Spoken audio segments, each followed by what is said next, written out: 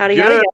morning, good evening, good afternoon, and good night. My name is Thomas T-Bird Canarin, and you are watching another Deliverability Academy number 3. We're talking about preparing your email program for a Black Friday, Cyber Monday, and beyond. And yes, I know it's so early. I almost said it's October. It's August 6th. Summer is still summering right now, and it's still hot as heck, but that's okay. I've got my favorite people here no matter what. And first and foremost, let's start from the top, shall we? Ladies and gentlemen, Natalie Hayes, Senior Product Marketing Manager over at Central Mailgun. Natalie, how's it going? Hey. Hello. Hi, it's August. I have not begun holiday shopping in the slightest, and yet here we all are discussing it.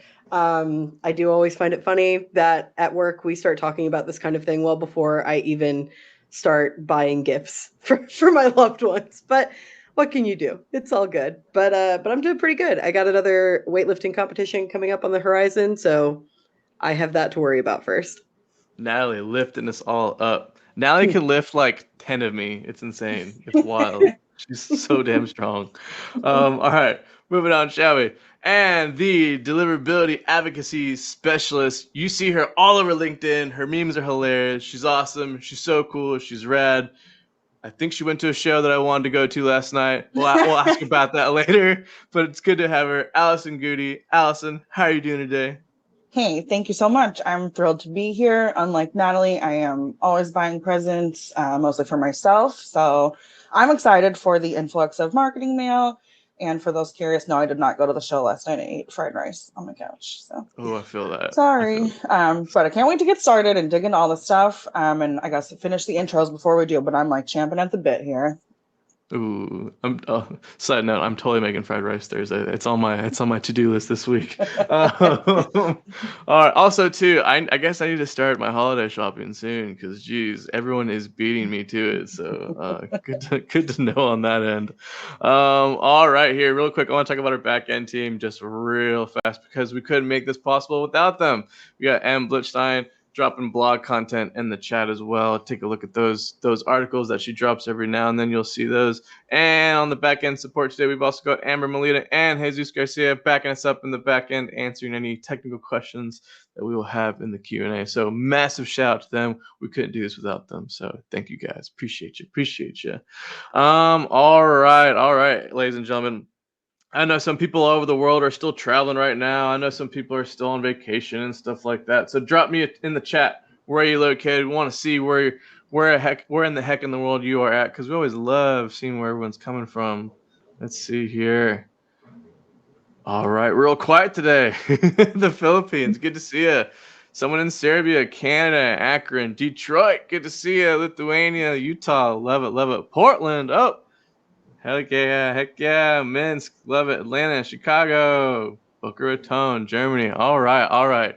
Good to see everyone from all over the world to be here. Just want to give a shout out to all you amazing folks. So, all right, moving down the line, shall we? Let's talk about that nitty gritty. Okay. First and foremost, you've heard it for the last 2 years. It's not going to go away, but you're going to keep hearing this term no matter what. Say it with me now. Yahoogelsoft. And yes, Yahoogelsoft. We have added another part of it to it now. Yahoogelsoft. It was Yahoogle, now it's Yahoogelsoft. We're going to do a quick review over that in just a moment, and then we'll be talking about some basic best practices brought to you by your amazing email leaders here. And then we'll be talking about signaling trust, trying to get that trust to your viewers and receivers as well. And then we will talk about testing, all that fun stuff that you have to do. And then we'll talk about the truth. The truth is in the pudding, right? The truth about transactional email. We'll be talking about that later. And then also a recap and my favorite part of the day, Q&A. So first and foremost, we want to read the room a little bit. Like I said, I know it's August 26th. I know we're so far away from the holidays, but it's coming. It's literally, we're going to blink tomorrow and it's going to be September next week. And then we're going to blink again and then it's going to be October. And then all of a sudden it's New Year's. So yeah, let's get a read of the room. Have you been naughty or nice? I want to know from this room right now. Have you been naughty or nice? Have you started prepping for Black Friday, Cyber Monday? Is it a nice yes or a naughty no? Let's find out, ladies and gentlemen. go and head onto that polls tab. It should be on the right-hand side of Goldcast. Let me know. I've been naughty. I have not started prepping for my Black Friday, Cyber Monday. See, I haven't prepped, but I'm nice. I say with such confidence. I've started thinking. No. Oh, you're pondering. Pondering. Hey, we love a ponder. Yeah. Reading the chat here, someone said, "I help clients in trouble or who want to stay out of trouble." So that person is being nice. That's good. That's good. So true. Love it, love it. All right, folks. Yeah, feel free to drop how if you've been prepping for Black Friday, Cyber Monday or not. Just wanted to find out. Read the room, do all that fun stuff. So, okay, all right, good to know. Good to know. I'm gonna go to just to share real quick. What are we? Yeah, where are we at, ladies and gentlemen? Okay, so we got 10 votes for yes, 14 for no. Good to see. Good to see. Oh, real quick to Angela out there. Yes, there will be a replay of this sent out. Check your emails later this afternoon and also check our YouTube channel. It's going to be youtube.com/@Mailgun. You can watch this replay as well. So, all right, moving down the line. I'm going to go ahead and stop sharing this. I'll leave that poll open if you want to go ahead and let us know how you're feeling. And let me see here. All right, so moving down the line. I think, let me see. Natalie wanted to talk about Hugelsoft, so let's go ahead and bring that up. So while we are sitting here all debating as to whether or not we've been naughty or nice this season, there is one way in which you need to be nice this season. Otherwise, you will be treated as if you are naughty. That's enough of that metaphor. So let's talk about Hugelsoft, right? We've said it, I'm pretty sure every single Deliverability Academy up until this point in some way, shape, or form. So if you've been with us since the beginning, this is not news. If this is your first Deliverability Academy and you've never heard of Hugelsoft before, boy, is there a lot for you to learn and to read up on. Thankfully, we have a lot of resources on that, but for this, we're just going to do a bit of a quick recap. So what is this? This is essentially everything that you need to have in place in order to be able to send emails to Yahoo, Gmail, Microsoft, respectively. So first and foremost, you have to have full authentication across your SPF, DKIM, and DMARC with alignment, and that's a big one, is with alignment. You can't just be like, oh yeah, my DMARC is set up and try to be coy. No, it has to be within the alignment as stated by Yahoo, Gmail, and Microsoft. With that, you also need to make sure that your PTR records are set up, and make sure that you have valid forwarding in place. If you don't have those things, you're going to be in for a bad time. Also, and this is just in life and in general, right? Make sure people aren't complaining about you. Both in your everyday, you don't want people to be complaining about you, but also within your email, if people are complaining about you, something is wrong, right? So you want to make sure that your spam complaint rates are low. So ideally, you want to keep that under a 0.1%. How do you do that? Well, there's a myriad of ways, many of which we will be discussing today. So don't worry. We will be unpacking that. Also, and this helps quite a bit with your complaint rates, is making sure that you have an easy unsubscribe. Either have one click set up, as well as having it visual within the message. Don't try to be coy and hide it in like some secret footer that's really hard to find. My eyesight isn't that bad, and I better be able to see it, right? If I can see it, everyone else needs to see it as well. So don't make it hard to find. It's not, if someone wants to unsubscribe, it's just like two ships at night. You got to let them go. Not to turn this into a rom-com, but you get it. Also, your reply and from addresses need to be able to receive email. So funny enough, we have a coworker that loves to reply to no reply addresses just to see where they go. So in which case, right, don't have a no reply email address, and make sure that those emails, if someone were to reply to your emails, actually go somewhere. All of this kind of amalgamates not only just broadly within the email industry, but also as we go into the holiday season. If you are not doing these things now, Black Friday and Cyber Monday is going to be a bad time, right? I don't know how to say it otherwise. You're going to be landing in the spam folder. You're going to be having a tough time being able to make it into the inbox, and it's just going to be really, really difficult in order to get the numbers that you are hoping to achieve this season. So make sure you're doing all of that now. I know that with a lot of these changes and asks of Yahoo, Gmail, and Microsoft, a lot of people have been checking in on this actually more recently than they had in the past. So if you've made sure that you've buttoned everything up recently, great. Never hurts to review. If some of these things are a bit of a question mark, time to look into it. That's how I see it. I'm a bit of an anxious person, so if I don't know for sure, it will keep me up at night. So don't be like me. Make sure that everything is in place. Yeah, and to Natalie's point too, the other day, so like, I'm also producing Emails Not Dead, our podcast for Mailgun. Allison and I were actually talking about this yesterday, the other day, and we were talking to our hosts, JT and Eric. They're also technical account managers, and they were talking to us about, man, every now and then, every few years, every now and then, we get hit up on that Thursday, or even 48 hours before Black Friday, Cyber Monday happens. Oh, hey, what do we need to do right now to start doing warm-ups? You are literally 48 to 72 hours. Please don't wait It's that too long. late. Please, yes, please, please, please, please start now. Don't.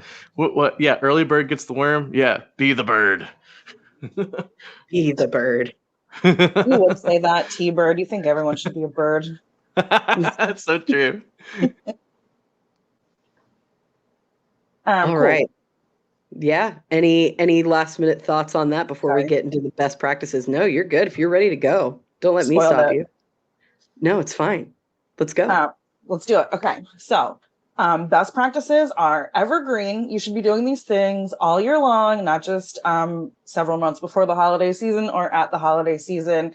But I think this is sort of the time of year where people start to think, oh, when did I last clean my list? Or when did we check these segments? Do they even still make sense? So get started now. Again, I know it is very early, but don't you want to be the one who's like, I don't even have to think about this by the time Thanksgiving rolls around if you do celebrate Thanksgiving. So first up, be sure you call your contacts. If someone has not been engaging with your emails, you can try to re-engage them now, but don't wait until it's hot deals season, because you could end up eclipsing your success by having failures instead. If you're reaching the spam folder, no one is going to see those super good deals that you're doing.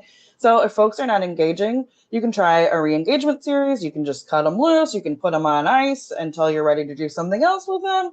But I do think it's worth taking into consideration how these people got onto your list, when they signed up, what type of content they've been interested in previously. And if you have people who have never engaged post sign up, it's probably time to let them go. They may be spam traps that could damage your reputation, and they could just be plain old not interested people who also damage your reputation.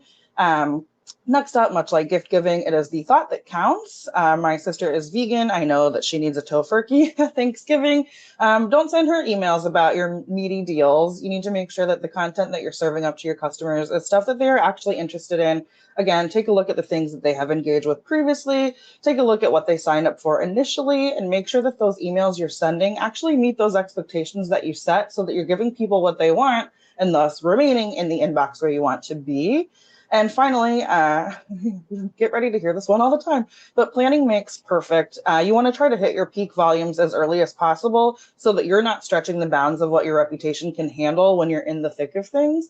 So typically, with a healthy reputation, we have said that senders can double their successful volume day over day, but you want to get as close to that as possible now. So if you can start building up that excitement, give a little sneak peek about what's to expect as we enter this holiday season, and drum up some of that interest now, so that folks are primed to get your emails when they really matter in a few months. You'll feel a lot better and be able to rest easier during the holidays.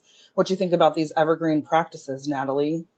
I love them. I think the one that always gets me is because we've heard it before, right? And we kind of mentioned it. But this is like, I cannot stress this enough, because I feel like a lot of people forget about it until the last minute, is your domains and your IPs must be warmed up, right? You can't be like, oh, It's a week out. I'm going to buy a dedicated IP. Really treat myself this holiday season. If only that's how we talked about dedicated IPs. But it's just not. It's just not good best practice, right? And the fact of the matter is that your dedicated IP at that point will not be warmed up. It just won't. It's literally in the middle of the warm up. Generally, if you don't have an automated process, you want to make sure that you're doing that for at least 30 days to properly warm up your IP. Usually by that point, you're good. But also just a general rule of thumb, if you're kind of on the fence of, do I need a dedicated IP? Do I not need a dedicated IP? This needs to be consistent email volume on the IP itself. This can't just be like you're going to pow and like send a one-time email blast through your dedicated IP. No, that's going to ruin the reputation of that IP. It's going to really hurt you if you decide you want to use that dedicated IP next year. It's basically going to look like spam because that's what spammers do.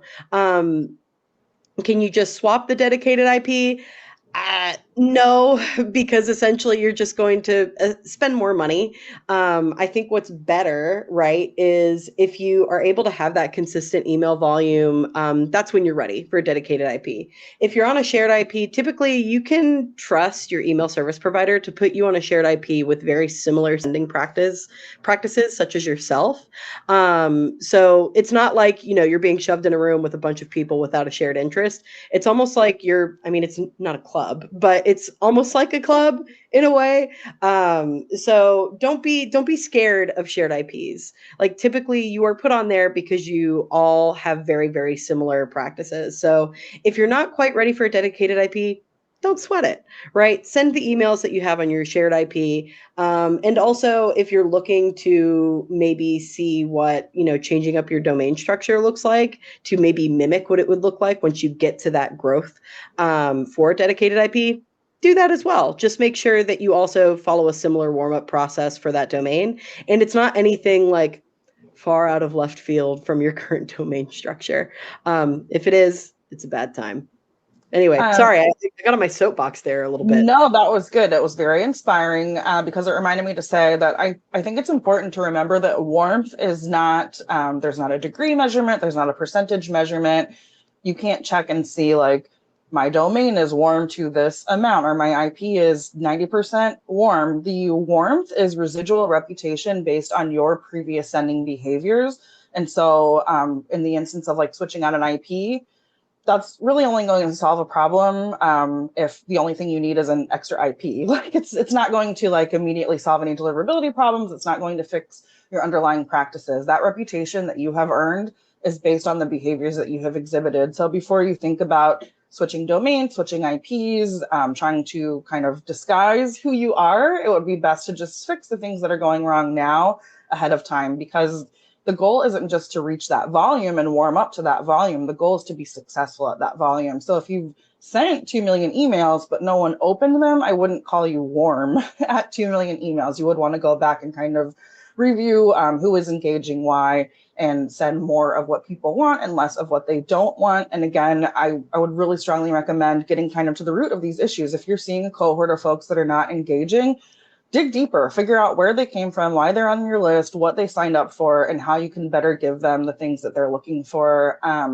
Some of the other organizations that we're part of that have mailbox providers as members, some of these mailbox providers at domains you're very familiar with and send to every day have said things like, warming is a myth. They're very fed up with the process of the concept of like an inbox warming service. They don't want you to programmatically try to warm your IPs. They want you to go out there, be yourself, send email as yourself, get the results back, and keep doing those things in a way that pleases the end user. That's what we're all here to do, is please the end user and get that sweet conversion money. And so you're just never going to do that from the spam folder, and you're never going to do that from people who do not want to hear from you. So that warmth is not like, go turn up the thermostat, it's getting frosty in here. It is very much a true measurement of how people have responded to your previous messages.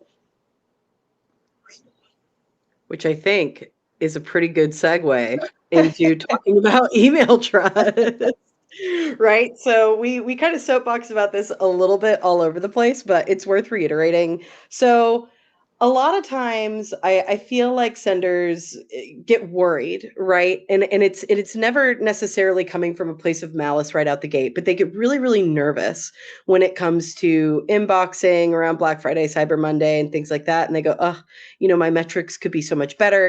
I'm gonna try to, I'm gonna see if I can like, take a sharp right and see, what happens. They kind of try to see like, how can I sort of finagle this or find a loophole around email sending. But trust me, you are not the first person to think about this, and the inbox service providers know what you're doing. So, with that, I know it can seem very, very tempting to do this kind of thing, but this is one of those like trust is earned. Like, if you're going to try to essentially get around rules in order to send to the people you're trying to reach, uh, if someone were doing that to try to contact me, I'd feel very uncomfortable. So, like, I try to think about it from a personal perspective. Like, would I be comfortable with someone doing this just to try to get in contact with me?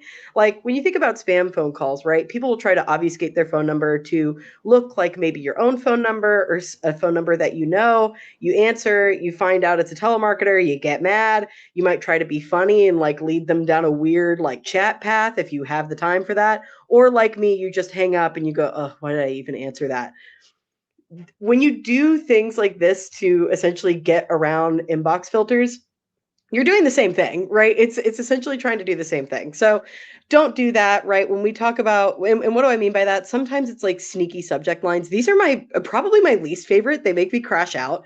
When it says like, oh, your invoice is ready, or respond immediately. Like, if it is not an invoice, if it is not a receipt that I've asked for, and you are about to tell me about a sale, I will make sure I never buy from you. Like, not to come off as really aggressive, but And you're breaking the law. You cannot use a deceptive subject line, at least in the US. I'm not a legal expert around the world, but in addition to being like just sneaky and gross, it's probably against the law. It's against the mailbox providers guidelines. This isn't just me and Natalie like, hey, what emails do you hate? Me too. Put it on the slide. Like, these are very serious things that you should not be doing. And I think it's important to keep that in mind, especially we kind of made a joke about a rom-com earlier. Like, if you're doing rom-com behaviors that slide you into stalker territory rather than like meet cute, that is a problem. Don't do it.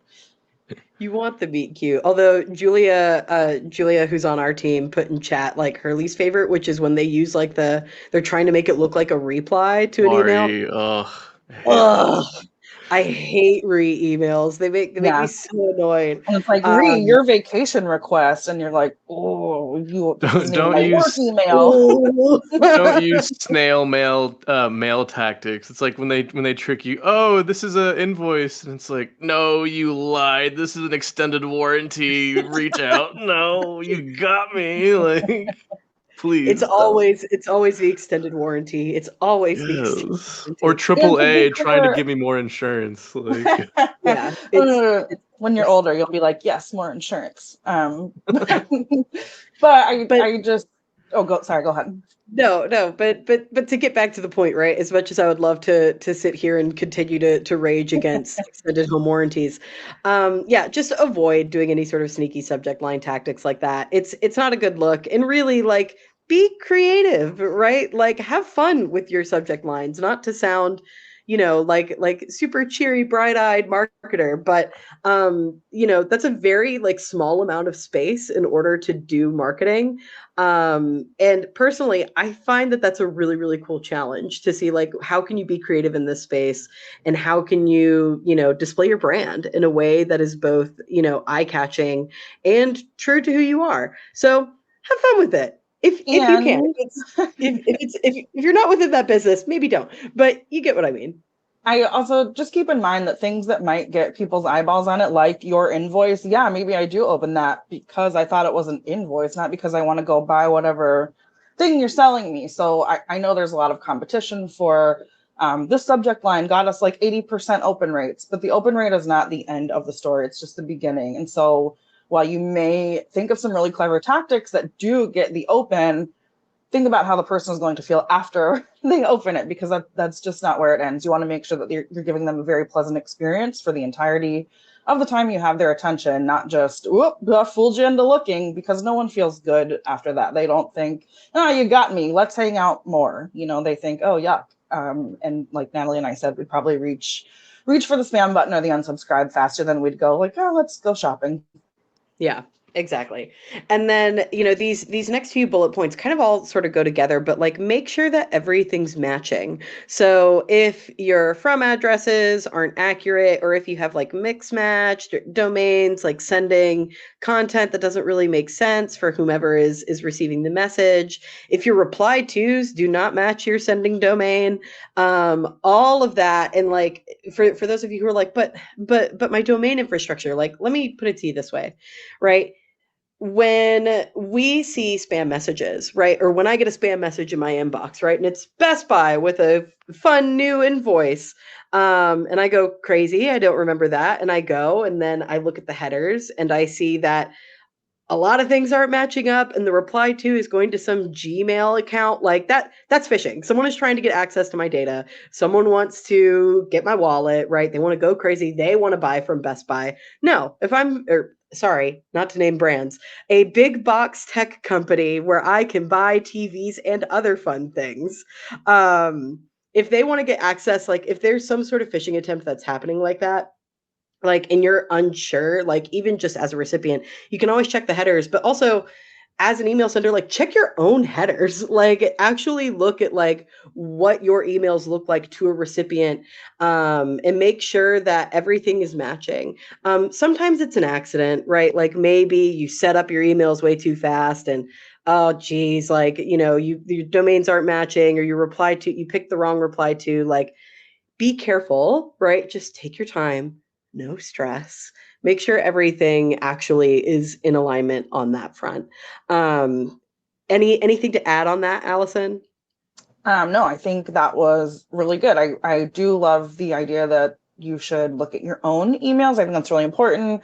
I don't know if enough senders do that. They're with the Yahoo Soft situation where you need to know that you're passing authentication. There's a very quick way to do that, which is send yourself an email and look at the headers, and it's very quick. And I see a lot of folks like, oh, I don't understand what MX Toolbox says. And it's like, that's great. You don't even need to go look at it. You can just look at your own emails. And so there's a lot of juicy insight into those. So definitely, as part of the preparation, I'm sure we'll cover this again, send yourself an email, get on your own email list and take a look at it. I will say it again, and I'll say it again after that. So thanks for calling it out.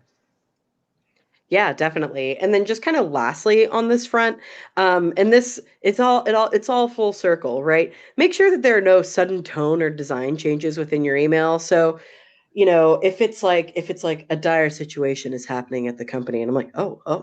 I open the email and it's like, we got a huge sale coming up, baby. Everybody, oh my, okay. The very drastic change in tone, right? I think I'm going to be opening an email that's telling me one of my favorite brands is dying, and then no, they're just having a really big sale.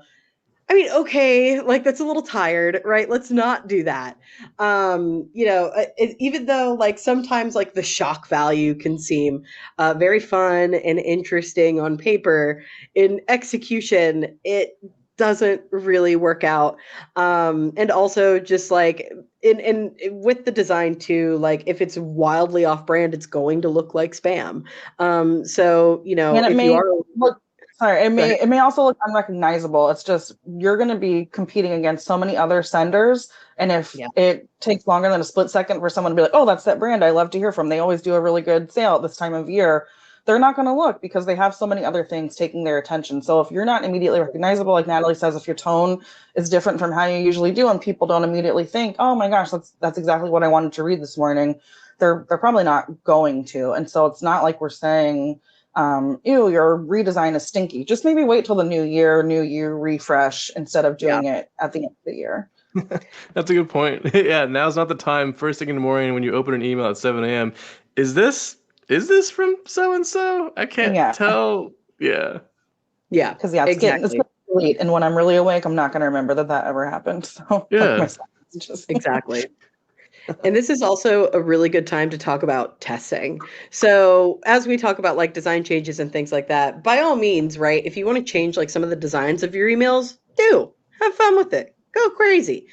But You do need to test those emails before you send them out, especially if you're going with like a brand new design scheme, or say it's a new email template that you haven't used before, or if you're really wilding out on everything that you're showing within the email itself. Test, test. So you definitely want to test before Thanksgiving if you're in the US. For those who aren't within the US and still want to kind of meet kind of the Black Friday, Cyber Monday, test in early November if you need a date, right? Test by early November, especially by mid to late November. Late November, it's getting way too late. So early on in my birth month, actually, is when you should be doing all of your testing. So this is pretty easy. Again, there are a lot of tools out there to do this. Send all your birthday coupons to Nat. She's ready. Send me birthday coupons. No, but also maybe. That said, there are a lot of tools out there that allow you to do this, right? So email on Atmos. Oh my goodness, email on Acid. I combined email on Acid and Litmus. Email on Acid. Litmus is also available. Mailgun Inspect if you need a contract solution in order to do all of that testing. Mailjet also has email previews available within their platform. So really, wherever you're sending email, there is likely a solution out there that allows you within your platform of choice or from a third party to test your emails. And what's great is that that's going to test against, your images, your links, all of that good stuff. So you can just knock that out of the park. You can view it across different devices. We love to see it. But that said, and kind of moving on, you also need to make sure that you have any sort of like backup content, like say you're testing a new campaign and it is crashing out. It is not performing, but last year's campaign did really, really well. Refresh it ahead of time so that if you need to flip the switch and go to something tried and true, you're able to do that. Is it the ideal? No. No one wants to have to lean on the backups, but trust me, you would rather have it than not. As we said earlier, you also need to make sure that you have warmed up IPs and domains. And also if there's any way to set up a sending alert. So like in case you set up something wrong and now you're sending way too many emails, or there are any sort of sending limits that you want to have in place, those are also set up ahead of time. And that said, and this is a really good analogy. So Allison actually put this in here. It's like the inbox, and making it to the inbox is like traveling for the holidays, right? You have to plan for contingencies. You have to leave on time. If you are like me, you show up to the airport 4 hours ahead in advance because your father didn't know any other way to travel. You want to make sure that you get to where you're going and you get there efficiently. So make sure you're prepared. And also, if something goes wrong, right, don't panic. You have your backups, you have your contingencies. All will be well.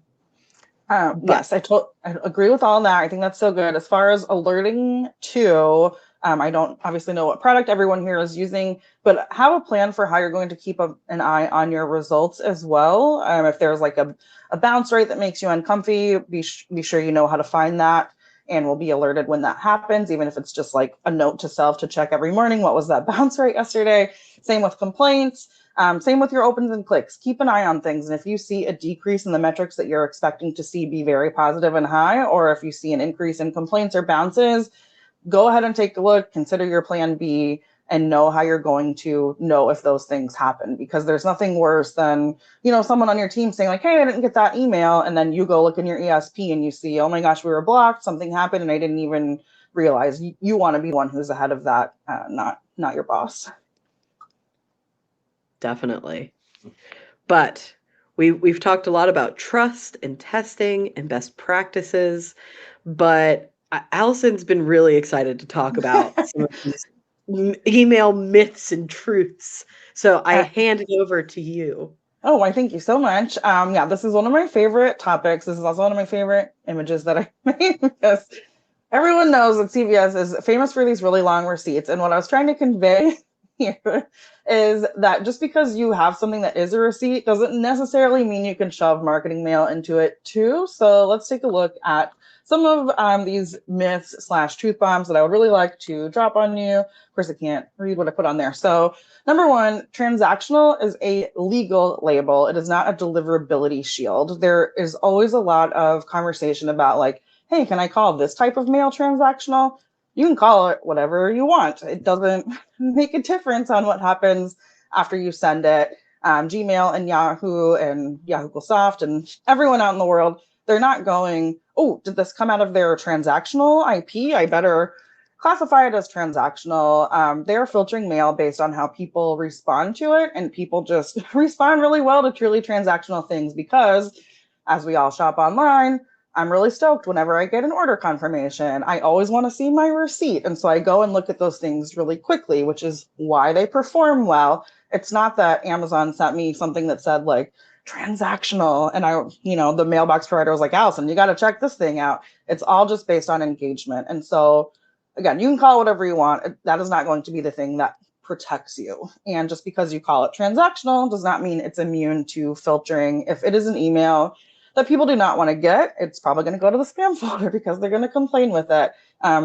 It just doesn't matter what you call it. It matters how people engage with it. And the flip side of that is if you are sending transactional mail that people are not responding well to, if you are kind of hiding marketing mail into your transactional stream, like a terms and conditions update, I'm not here to argue about what that counts as. I'm just here to talk about your reputation. If engagement is poor on a message like that you have now sent to a way larger portion of the audience than you might send a receipt to, you could see those very important messages like password resets going into the spam folder as a result of that previous low engagement. So when you're separating out your mail streams, just keep in mind, legal can have a say, but your legal team's decision is not the thing that dictates where the email actually ends up going once it's delivered. Anything to add to that, Natalie? I muted myself to be polite, and then I just completely, it's fine. We work remote in this chat. Still can't get it right. Yeah. I think the one thing to add, and this is like, in relation to all of this too, because sometimes like a very like common question that we get is, oh, my order confirmations are landing in the promos tab, or they're not landing in the tab that I thought they would in the inbox. You're still in the inbox. Like if you're in a different tab, that's not spam, you're okay, right? And if I'm looking for an order confirmation as a recipient, if, as long as I find it in one of my one of my tabs within Gmail, I'm good, right? Because I find it, I'd put the little star next to it. And then like a child might sit on the stoop of their home waiting for a package, I refresh my order confirmation page and email multiple times a day because I love instant gratification, just like the rest of us. So something to keep in mind, this is something to definitely pay attention to, but also remember that like if you are doing the right things, your transactional messages should land where they're landing. So don't try to be sneaky about anything. Just, be honest. Yes, agreed. Thank you. I love that.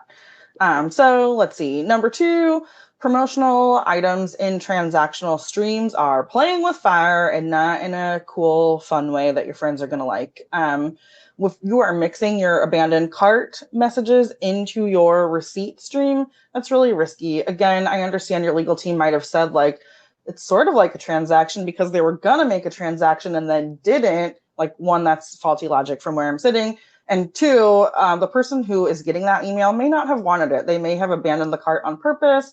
They may have said like, this price is too high, I don't want to hear from you. It might not have even been them. Someone else could have put in their email address.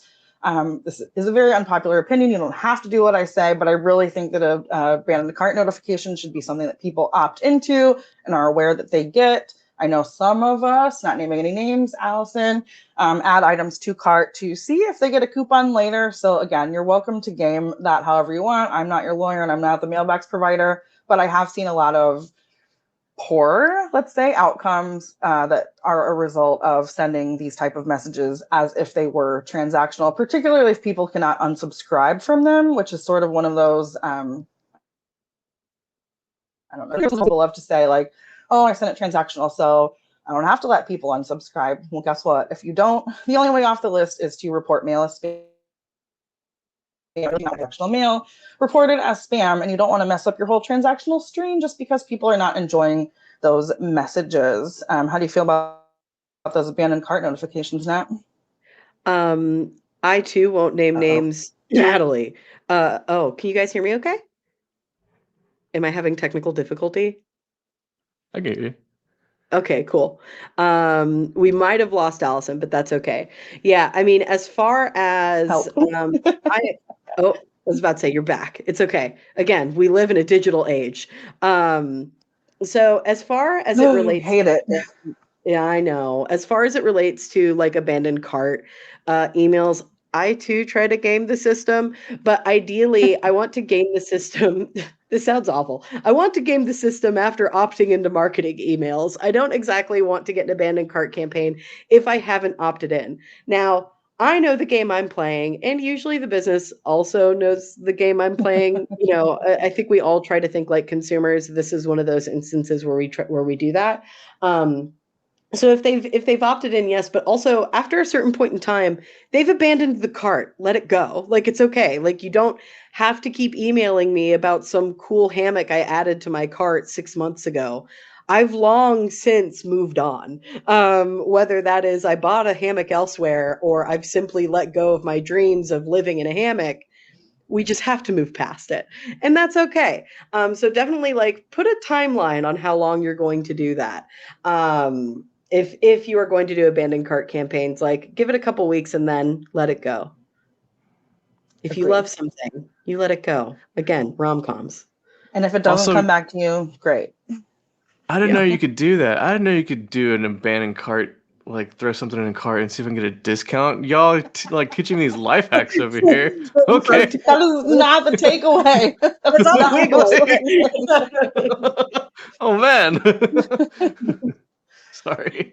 That's just Moving how on. if I'm like, oh, I need this dress so bad, but I won't buy it unless it's on sale. I'm gonna maybe check out, and then if I get a coupon, I'm like, I guess I have to get it. The universe wants me to have it.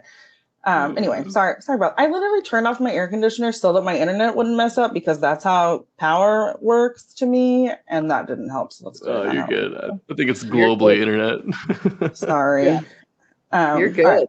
Tell us about the next truth Moving right along. Timing does not save you. Readiness does. One thing about transactional mail, it can be easier to warm up a transactional mail stream because typically by nature that traffic is organically staggered. Everyone doesn't usually check out at the same time or request a password at the same time. But if this is the busiest time of year, that's not necessarily going to be true. Your transactional mail may surge if you're doing like limited edition drops and everyone needs to come and be first in line. If they're all checking out at once, even those transactional message may spike volume that you are not used to, that mailbox providers are not used to. So if that infrastructure isn't ready, like Nat talked about earlier, you will feel the heat of the spam folder, which is actually kind of cold.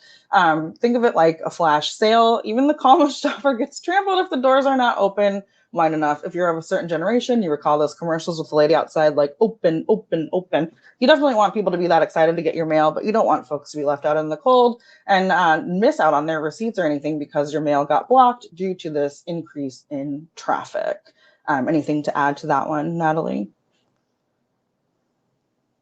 I did it again. No, I don't think so. I mean, this is definitely right. Like again, like you shouldn't drastically change your habits out the gate. So this is definitely like being prepared is the best strategy. And just make sure that everything is squared away before you really kind of get going this holiday season. Yeah, totally agree. And finally, my metaphorical image, your reputation is about you. It is not necessarily about your ESP. I have worked at other ESPs besides Mailgun since. This is obviously the best one. Happy to be here. But senders can get delivered on any type of ESP. Chances are very slim that your ESP is to blame, just as it is not Butterball's fault when I burn my turkey. We can support your best practices, but we cannot override your bad ones. To the question earlier about changing IPs, like, sure, we could theoretically sell you a new IP if your old one is bad, but that is not going to magically make you a better sender or get that mail into the inbox. And it's not even going to be great for us. We don't want to burn through a lot of IPs. We want you to be really happy with the ones you have and send more mail and get IPs because you need them, not because you're replacing old ones. If you're sending junky mail, Gmail does not care how legitimate the platform is. You can spend the most money on the best ESP of all time, which is still us. And blaming us for your disasters is, again, like blaming Butterball. We really do care, but it just may be too late to do anything if the turkey's already burned. And so we don't want your reputation to be looking like that turkey. That's why we want you to start now and think really carefully about how you're planning your content and how you're separating those mail streams. Well, and I think another thing too, and like the way that I almost like to think about it, right, is like when you have that friend who, like, every time they break up with someone, they're like, oh, they were just too crazy. They were just too crazy. They were crazy. And they say that about every single ex that they have. Yeah. It wasn't the ex. That's the problem. There's some Common denominator. yeah, there's a common denominator here. It's not the ex. So you really do need to make sure that have some self-reflection, right? I think we can all benefit from that a little bit. So especially like if you've been with multiple email service providers and you keep running into issues and you're like, they can't handle my greatness. Yeah. We need to revisit the greatness, friend. We need to look at our best practices, what types of emails we're sending, and maybe adjust some behaviors before we get more off the rails. And you may be truly great, but if that greatness does not align with what mailbox providers want, it kind of doesn't matter. I've worked with senders who have said things like, let's just get on the phone. I just need to explain to you my business model. And I'm like, I would love No. to hear all about that as a potential investor or customer, but it's just not going to do anything. It's not going to move the needle about your deliverability. They don't care about your business practices in the way that you think. It's not going to make any adjustments to the mailbox filters. What you need to do is do things the way that the mailbox providers and the users want to see them and figure out how that kind of aligns with your business rather than the other way around. We're not going to have any luck hammering out the inbox to be in the shape of you, unfortunately. So true. Love it. All right. Yeah. All right. Yeah. Takeaways. It's that time of the meal where you get to take some home with you. Let's do a little recap, shall we? Yeah. So yeah, let's talk about this and wrap this up. I know a lot of this has kind of all been very circular. But just follow the rules, right? Make sure that, every piece of authentication, SPF, DKIM, DMARC is in alignment. Make sure that you have your PTR record set up in your reverse DNS. Also make sure that all of your domains are set up properly and that people are able to unsubscribe easily from you. That will help lower your complaint rate. So if you have a high complaint rate, that is one way to start fixing it, as well as, list cleaning and all that good stuff. But also make sure that you're not trying to look fishy in any way, shape, or form. Don't try to trick anybody. Don't try to, get someone in a gotcha moment. That doesn't work. Nobody likes getting got. So don't try it. Also, make sure that you keep the subject lines, domains, tone, and branding consistent. If you are going way out of left field on something, people are going to get really confused really fast and move on to the next email. So something to keep in mind. The other thing too is that you should be sending smarter, not harder. You don't need to slam your head against a wall in order to have an email reach the inbox. So you can get rid of unengaged users. You can clean your list. You can also segment your list. Segmentation is also, to me, it's really cool and interesting. So you can separate them by engagement, by geographies, whichever makes sense, and then adjust your sending practices in response. The other thing you can do is make sure that you are warming up and testing well ahead in advance to make sure that everything looks and sends as it should. And also know what transactional emails are not. They are not a marketing email. They are not for you to sneak something in. Again, nobody likes getting got. Just be honest. And then also be ready to change course if you absolutely have to. Make sure you have monitoring set up and make sure that you have the sufficient number of IPs and domains that you need in order to send all of the emails that you're planning to this holiday season. But also, if you are really going out and trying something new with the campaign and it's not working out, have a contingency plan in place and have a contingency plan for that too, if you can. So just preparedness, as with the holidays, helps in email as well. But with that, I think, Thomas, it's time. Oh, wow. Time. It is. It's the time. It's the time of the day. I was like going through all the recaps with you. All right, ladies and gentlemen, questions. Let's take a look at that Q&A tab, shall we?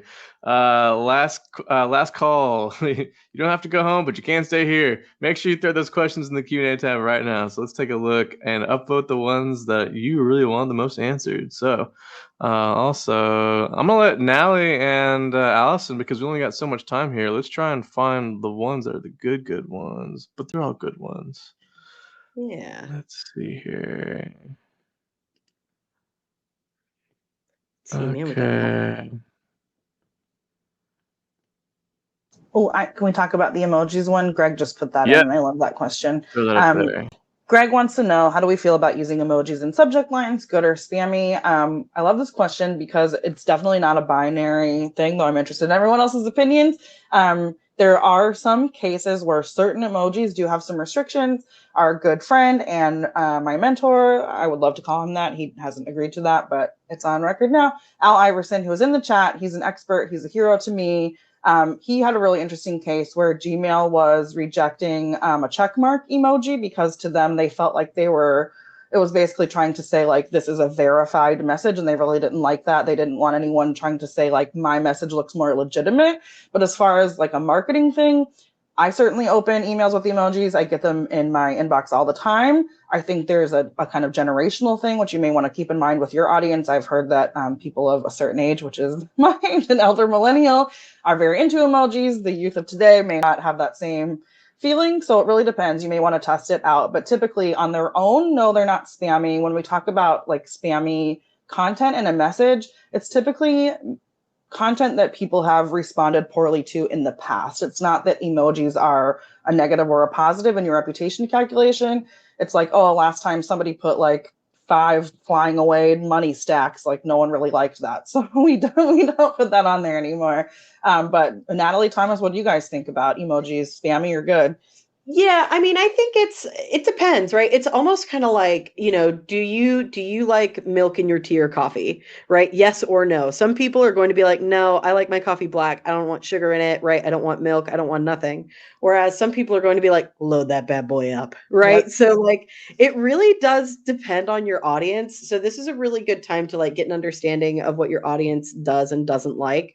But also if you are unsure and it's something that you're like, well maybe, you can always A/B test, right? So do a split test. Make sure if you're doing any sort of like marketing campaigns, especially right now, and this is something you kind of want to know more about, just do a 50-50 split test and see how it performs. Also, everything in moderation, right? To Allison's point, if the entire subject line is only flying away money emojis, I don't know what you're trying to tell me. It's kind of like looking at wingdings on a page and being like, I don't know.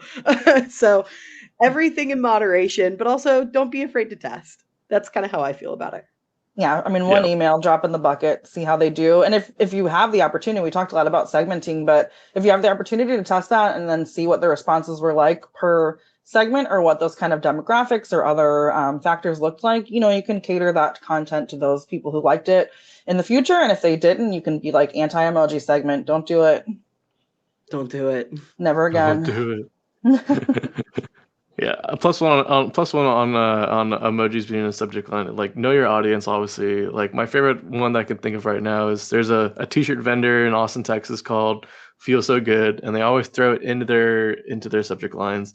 But that's because they know their audience is people from the early 20s to mid 30s, and that obviously gets all of us. If I see an emoji line from like Target or like Amazon or Best Buy, I'm gonna be like, okay, what's going on here? This isn't y'all. Yeah. So, all right. Thanks, Greg, for that question. We seriously appreciate that. Moving on here, we got time for a few more. I like Tori's if no one else has one. Which one? Let's see here. Tori Parolo. How do large brands, Disney, Nike, etc., that have millions of subscribers get their emails delivered to inboxes in a timely fashion? Do they have an in with ISPs? Yeah, they do. It's their sender reputation. And that can also be your in as well. I have worked with big brands. I will not name them. They are similar to or these exact brands. And yeah, they have encountered deliverability issues before, don't get me wrong, but the way that they do a good job and send millions of emails is by doing a really good job sending millions of emails. They get permission, they verify that permission, they send content that people want. And of course, again, these are brands that you have heard of and already trust, which makes it easier. You can see why people do want those emails. Some real big sneakerheads or some Disney adults who are just like real thirsty every time those emails show up in their inbox. And so it makes sense that they have good engagement, but it's less of an in like you're thinking where like Nike and Mr. Yahoo are in a room together, like, how can we make sure these keep going to the inbox? It's just not that complicated or fun. Unfortunately, it is all due to the algorithms and how well they run their email programs. But don't get me wrong, there's also very big brands that you have heard of and likely shop at that have had spam house listings, or been in really big trouble, or had their receipts going into the spam folder. And so you may see them as being very successful, and they are, but you're also not seeing behind the scenes when someone is struggling and saying, oh my God, this is not going well at all. Yeah, the other thing to consider too is that usually these really big companies also have entire teams dedicated to this. So whereas like at a smaller business, it might just be like, you are the one person owning all of email. That's overwhelming, but I can guarantee you these bigger brands have like a small team of people where their entire job is making sure that this like their emails function as they should. They keep an eye on the reputation, but all of those best practices are still the same as they would for you as well. So, their in really is their reputation, but I promise you they have the same struggles you do as well. You just don't see it happening. Yep, 100%. I liked that one. Do we have one more? Because they're like Kent's. Yeah, also. Go ahead. Okay. I don't know how to make it be on the screen. It's Kent Hall. If I do not send emails to my whole list on a regular basis, should I not send a seasonal message? This is such a deep question, deeper than it looks, and I love it. Thank you, Kent, for asking this, because I'm of two minds, right? Like, if you are really trying to do something sincere and you have something heartfelt and thoughtful, or your business went through a change, or you had a personal milestone that you really think your customers need to hear from you, sure, you can send a seasonal message. If that volume is more than you're used to sending, though, don't like blast it all in one go. You're going to want to break that up over a wider period of time so that it has a better chance of being accepted. However, I do think there has been a little bit of pushback in recent years where people feel like, oh, this brand is sending me a supposedly sincere and heartfelt holiday message, but they're really just trying to sell me something, or it literally just says like happy holidays, and it's like one of those holiday cards you would throw in the garbage because it's just empty and has nothing useful. And so if this is something that's on your checklist where you're like, oh, it's that time of year, better send that email, you don't have to. But if that has been valuable to your brand and something that's meaningful to you, then you certainly can. You just have to be really careful about it. Yeah, and I think this is also where like segmentation and testing can once again like really kind of help you test the waters and see like what is and isn't appropriate and how people will respond. So if this is something that you want to do like ahead of the holiday season, you can just kind of slow roll it out.